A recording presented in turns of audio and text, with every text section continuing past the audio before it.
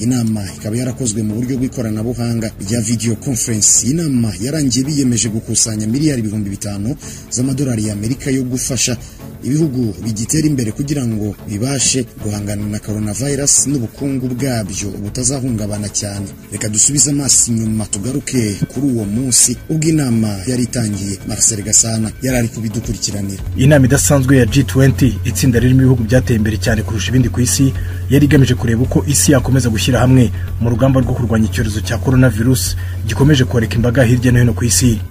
President Kagame yayitabiriye nk'umuyobozi w'urwego rushinzwe iterambere mu muryango wa Afrika yunze ubumwe AUDA na komite y'abakuru b'ibihugu biri muri Nepad ishinzwe guha umurongo ibikorwa. Inama yari yobowe n'umwami Salman wa Saudi Arabia cyangwa se Arabia Saudite, ikaba yarateranye by'ikitaraganya kugira ngo abakuru b'ibihugu bahurize hamwe imbaraga n'ibitekerezo bityo barebe uko bahashya ubwandu bushya bwa coronavirus banabashe kugabanya ubukana bw'ingaruka kiriya cyorezo kizagira ku bukungu bw'isi muri rusange. Mu bihugu byitabiriye iriya nama harimo u Rwanda, Singapore, Jordan, Espagne, Ubusuwisi n'imiryango mpuzamahanga nka Banki y'Isi, Ikigega mpuzamahanga cy'imari, umuryango w'abibumbye, ishami ry'umuryango w'abibumbye ryita ku buzima n'umuryango mpuzamahanga w'ubucuruzi. Tariki 21 Mata umuryango uhuza ibihugu bikoresha ururimi rw'icyongereza Commonwealth watangaje ko inama ihuza abakuru b'ibihugu bikoresha ururimi rw'icyongereza CHOGM yari iteganijwe mu kwezi kwa gatandatu isubitswe kubera icyorezo cya COVID-19. Inama ikaba yaragombaga kuba kuva ku itariki 22 kugeza tariki 27 Kamena uyu mwaka wa 2020. Itangazo ryashyizwe ahagaragara rikaba ryaravugaga ko iyi nama yari igiye kuba ku nshuro yayo ya 26.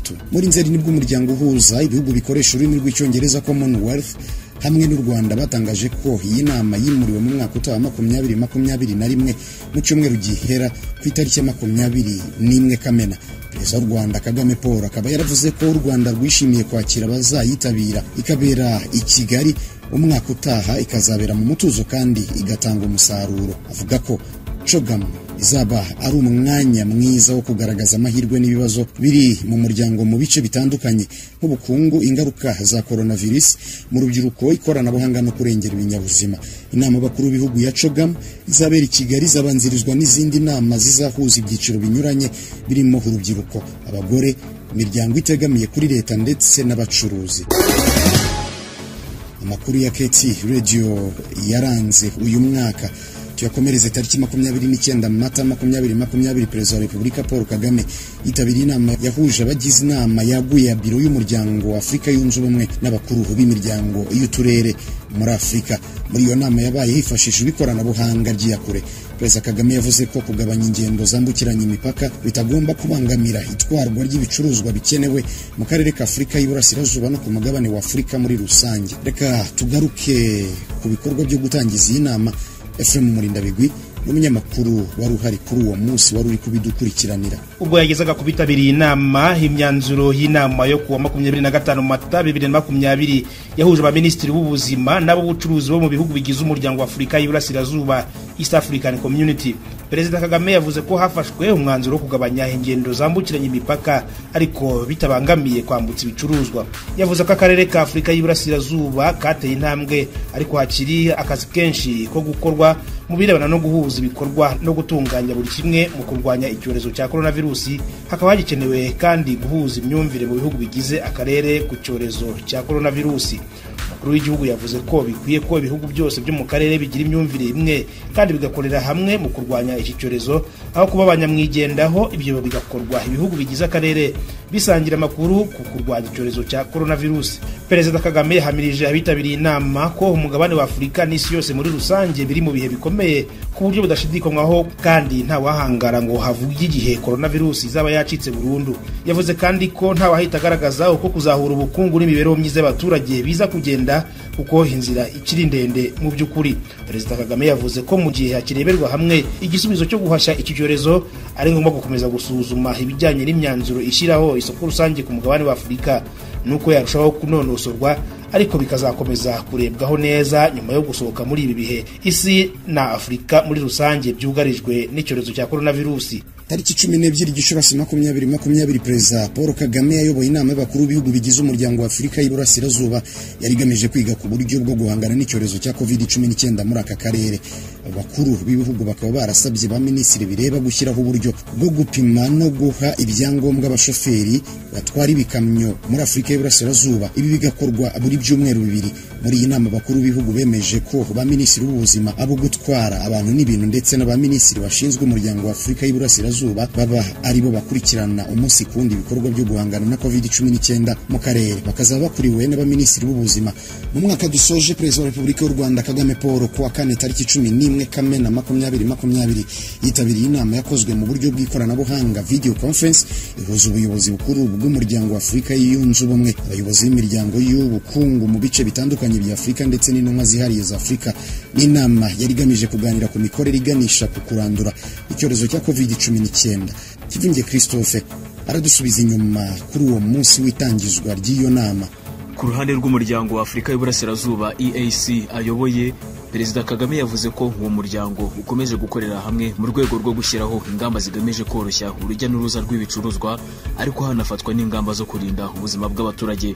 Muri izo ngamba harimo guteza imbere uburyo butandukanye bw'ikoranabuhanga bwakwifashishwa mu buzima bw'abaturage bwa buri munsi no gushyiraho ingamba zo gupima abantu hirya no hino, baba n'abagenda mu bihugu bitandukanye mu rwego rwo kumenya uko ubuzima bwabo buhagaze.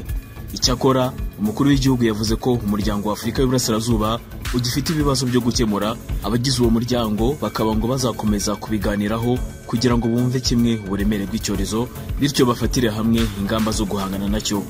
Perezida Kagame yongeye kugaruka ku rupfu rwa Perezida Pierre Nkurunziza w'u Burundi, avuga ko bibabaje, yihanganisha abarundi muri rusange ndetse n'umuryango we by'umwihariko. Umukuru w'igihugu yashimye akazi karimo gukorwa n'intumwa 6 zihariye zashyizweho n'umuryango wa Afurika yunze ubumwe, avuga ko hakwiye gushyirwaho n'abandi bantu benshi bavuganira umugabane wa Afurika mu gushaka igisubizo cy'iki kibazo cya COVID-19 yagaragaje ko kitoroshye. Naho muri Kanama 2020 Perezida w'u Rwanda yategetse ko ibendera ry'u Rwanda n'iry'umuryango wa Afurika y'Iburasirazuba mu Rwanda yururutswa kugeza hagati, byari mu rwego rwo kwifatanya na guverinoma n'abavandimwe b'igihugu cy'abaturanyi b'u Burundi mu kunamira wahoze ari perezida w'icyo gihugu Pierre Nkurunziza witabye Imana tariki 8 Kamena 2020. Pierre Nkurunziza yatabarutse nyuma y'iminsi 2 yaramaze ajyanwa mu bitaro bitunguranye kubera ikibazo cy'umutima, n'ubwo amakuru yakurikiyeho yavugaga ko ashobora kuba yari yanduye COVID-19 akaba ariyo yatumye umutima ucika intege. Pierre Nkurunziza wari usigaje amezi 2 ku butegetsi yahise asimburwa na Evariste Ndayishimiye wari uherutse gutorwa mu matora y'umukuru w'igihugu. Na mu kwezi kwa Kanama tariki 26 ku mupaka wa Nemba uhuza u Rwanda n'u Burundi uherereye mu murenge wa Rwera mu karere ka Bugesera, hateraniye inama idasanzwe yigaga ku bibazo by'umutekano muke byakunze kurangwa kuri uwo mupaka. Muri iyo nama uruhande rw'u Rwanda rwari ruyobowe na Brigadier General Vincent Nyakarundi akuriye urwego rw'iperereza mu ngabo z'u Rwanda RDF, mu gihe uruhande rw'u Burundi rwari ruhagarariwe na Colonel Ernest Musaba yarakuriye iperereza mu ngabo z'u Burundi. Iyo nama nanone yanitabiriwe n'itsinda ry'ingabo rishinzwe kugenzura imipaka yo mu karere k'ibiyaga bigari Extended Joint Mechanism of Verification. Ibiganiro byari bigamije gukemura ibibazo by'umutekano muke bikunze kuvugwa kuri uyu mupaka uhuza u Rwanda n'u Burundi no ku mubano w'ibihugu byombi muri rusange. Nyuma y'umunsi umwe inama ibaye tariki 27 Kanama, itsinda rya mbere ry'impunzi z'abarundi 493 bakiriwe n'abayobozi b'igihugu cyabo ku mupaka wa Nemba. Izo mpunzi zari zimaze imyaka 5 mu Rwanda aho zari zicumbikiye mu nkambi y'Amahama mu karere ka Kirehe. Umunyamakuru wacu Jean Claude Munyantore reka dusubize inyuma atubwire uko byari byifashe kuri uwo munsi impunzi z'abarundi zitangira gutahuka. Ni igikorwa cyateguwe na Leta y'u Rwanda ku bufatanye n'ishami ry'umuryango w'abibumbye ryita ku mpunzi, kandi ngo kikazakomeza kubifuza gutaha bose. Abaganiriye na Keti Radio muri izo mpunzi bavuga ko u Rwanda rwabakiriye neza, bakanarushimira kuba rwabafashije gutaha mu gihugu cyabo. Nifuza gushimira igihugu cy'u Rwanda cyatwakiriye, mwaturindiye umutekano ntabatwishe, mwaratugaburiye, muraduha amafaranga turikenura mu byo twari dukenye.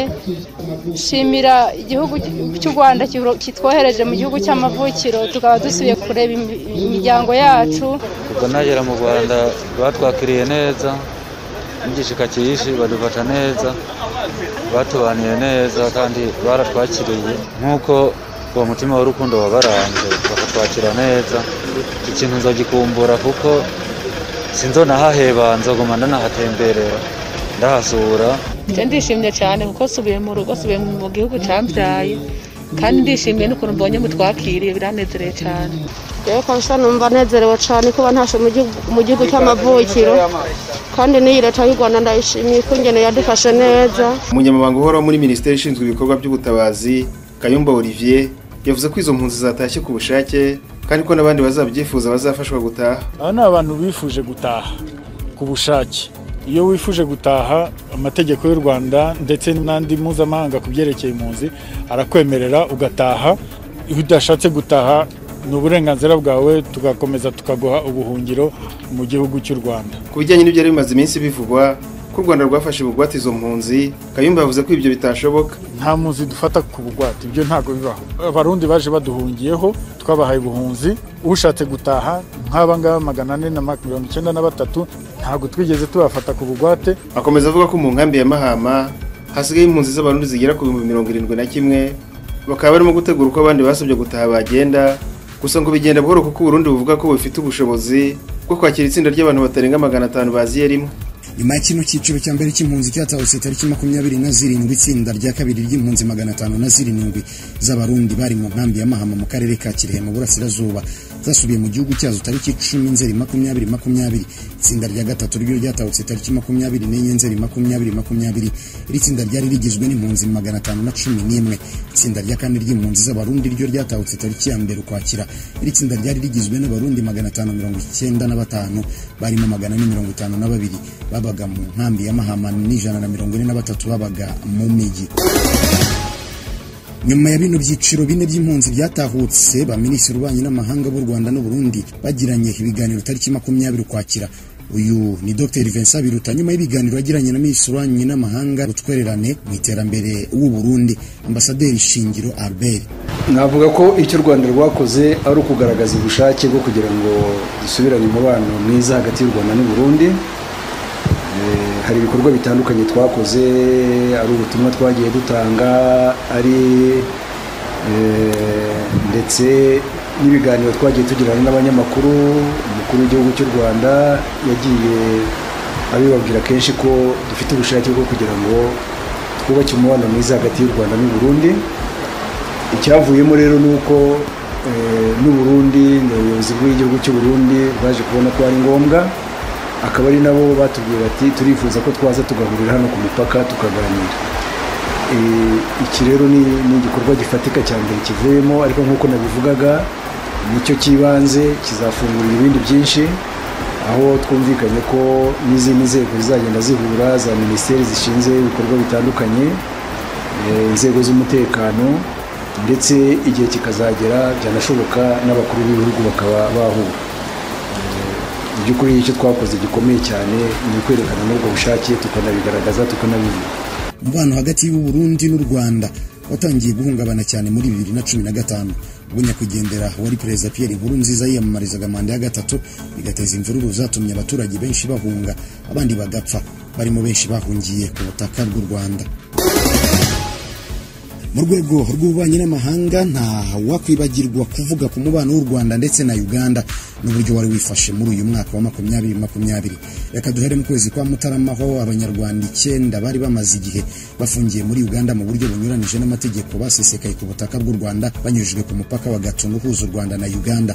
Abanyarwanda bagejejwe mu Rwanda nyuma yo kurekurwa n'urukiko rw'igisirikare tariki ya 7 Mutarama, nyuma y'uko ubushinjacyaha bwa Uganda buhagaritse kubakurikirana kuri ibi bibazo bya leta y'u Rwanda n'iya Uganda. Tariki ya 19 iya Uganda yarekuye abandi Banyarwanda 13 bari bamaze igihe bafungiye muri Uganda. Kuri uwo munsi kandi Abanyarwanda 2 bakoze igitero mu Kinigi ho mu karere ka Musanze bagejejwe mu Rwanda. Mu kiganiro n'abanyamakuru witwa Nzabonimpa Fidele yasobanuye uko yinjiye mu mutwe wa Rud Urunana. Jewe nabagino mu Buganda, najya mu Buganda, umuntu ansanga arambyangagiye agiye kuma akazi, nta nubwo nari nza hagiye kuma akazi, arambyangagiye kuma akazi Gisoro, aranjana ari nka saa 8. Twaraye turi kugenda tubyuka turagera mu gitondo, nagiye kubona mbona nsize kwipikirana inzi yo ndi kuja hariho, niho nari nakagize no kumupaka, aranyambutse. Ubwo baranjangiye kwisanga muri Kongo, aha nari abasirikare benshi. Ubwo nagezeyo kwa ntambaraga zo kuva nari mfite, ndwanyisha kuvayo birananira, navayo bikananira bankoresha ikosa. Tubwire rero kiriya gitero cyabaye uko mwagiteguye. Nyine ubwo munsi ahantu baratwakuye baratubwira muze tugende, ubwo tugezeyo baratubwira mu gitondo turabyuka turagenda, ubwo twaragenda nubwo twituzi iyo turi kuja, ntabwo batubwiye yuko tunagiye mu Rwanda, twaragiye tukagenda tukabona iyo turi kuyatera kugerayo, aho twagereyo twisanzeyo, ubwo intambara yarabaye kubanga bamwe nta n'imbunda nari mfite. Nta kintu nari mfite. Badusubije inyuma, amasasu gaba menshi dusubira inyuma. Ubwo ico gihe nageze mu ishamba, imbaraga zo gusubira mu Rwanda mbona iyo naturutse nazamenyayo, nisanga nanje nisanze mu Uganda, niripotinga mu Uganda kujya abansibizi wacu. Nagenje nyine. Ugeze muri Uganda wakiwe nk'intwari se cyangwa?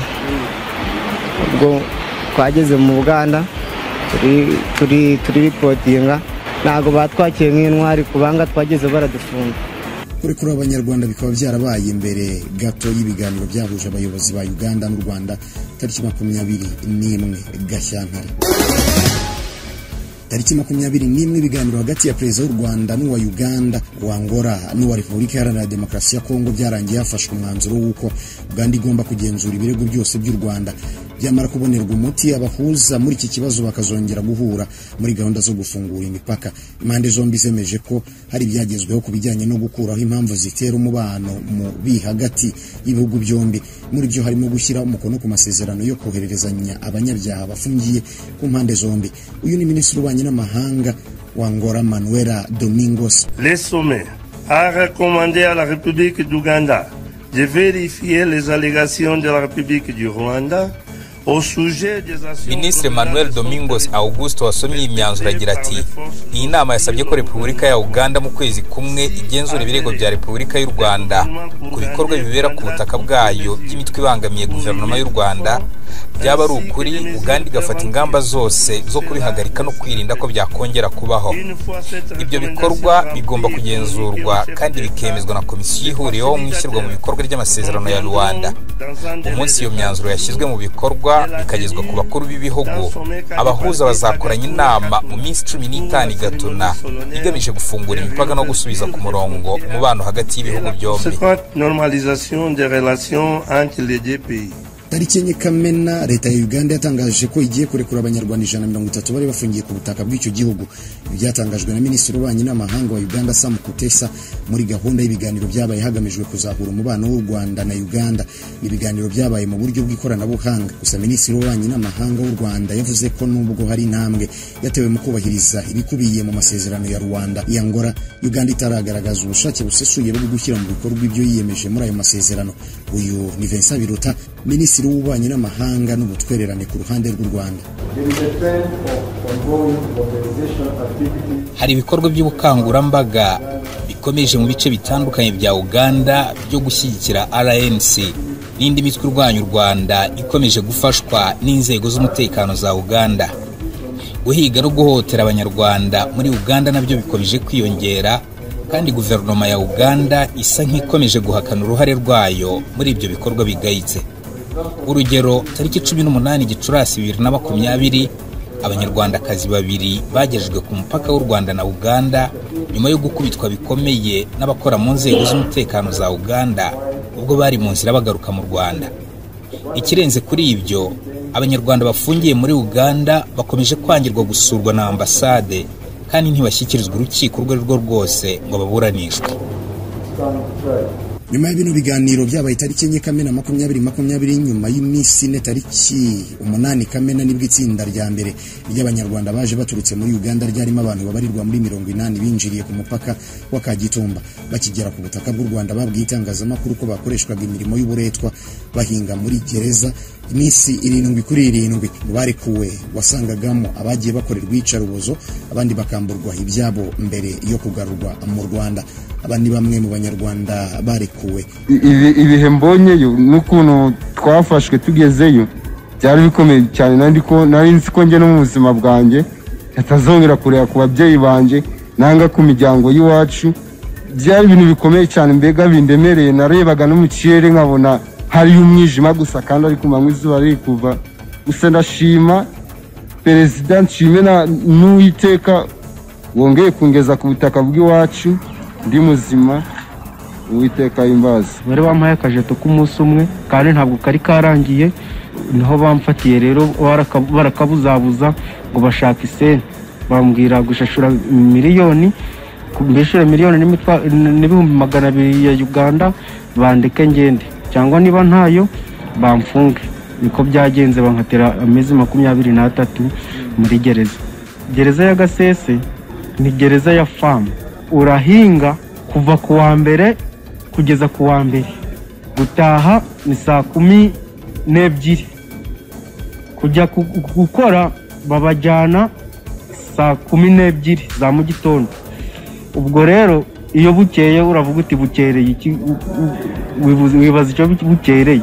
Bamfashe 2018 banziza nti naguze ibintu inkweto ze bibye, noneho ndababwira inkweto nanjye naraziguze nshaka amafaranga, nshaka imibereho. Barambwira ati urabeshya, niba utatweretse umuntu yabihurishije katugukubite tukwikira ahangaha. Mbona bagira neza baraza baranyamba bantwara muri gereza. Baradukubitaga cyane, je baje no kumenya no kumvuna iki akaguru. Abanyarwanda 80 bageze mu Rwanda tariki 8 Kamena, bakurikiwe n'itsinda ry'Abanyarwanda 53 ryahageze tariki 9 Kamena. Amakuru yaranze umwaka turi gusoza. Mukurikiye muri aka kanya turi kugera ku musozo, tubabwire ko Perezida wa Repubulika Paul Kagame yavuze ko kubana neza n'ibihugu bituranye ariyo nzira y'amahoro, kandi ko u Rwanda rutayakeneye kurusha uko ibyo bihugu biyakeneye. Umukuru w'igihugu yabigarutseho tariki 6 Nzeri 2020 ubwo yari mu kiganiro n'igitangazamakuru cya leta RBA, akaba yari arimo gusubiza ku kibazo yarabajijwe n'umunyamakuru ku bijyanye n'uko umubano wifashe hagati y'u Rwanda n'u Burundi na Uganda. Perezida Kagame: umubano wacu n'u Burundi na Uganda biracyari magatotsi, ni ibintu bigishaka ibyo twakora kugira ngo ifate umurongo abantu babane neza. Ndetse nko ku Burundi ngira ngo mwagiye mubikurikirana, twagerageje gukora ibyo dushoboye bijyanye n'igihe aho kigeze n'icyo turimo n'ibyakorwa kugira ngo tube twabana. Abarundi ntabwo babyihutiye cyangwa ntabwo babyitabiriye uko ubundi byari bikwiye, ariko twebwe twerekanye ubushake. Ariko muri ubu bushake tunavuga ko buriya iyo umuntu agushaka ngo mubane neza, biri mu nyungu zanyu mwembi. Amahoro dushaka kubana neza n'abaturanyi, cyane cyane baba b'u Burundi cyangwa Uganda, ni amahoro dushaka, ubundi nabo bakwiriye kuba bashaka. Ntabwo dukeneye ayo mahoro kurusha uko bayakeneye, nta nubwo bayakeneye kurusha uko tuyakeneye. Ibintu byose rero, ndetse na Uganda nuko abanya-Uganda kubana tubereka ibyo bakora bigamije guhungabanya u Rwanda, bigira bitya bigahinduka bati twabikoze, ejo hakavuka ibindi bigakomeza. Nabo ubutumwa ni bumwe, turabwira ngo turashaka amahoro namwe, turashaka kumvikana namwe. Aha niho dusoreje amakuru yaranze umwaka 2020. Aho muherereye hose mukurikiye ibiganiro bya KT Radio, reka tubifurize kugira umwaka mushya muhire. Ibihe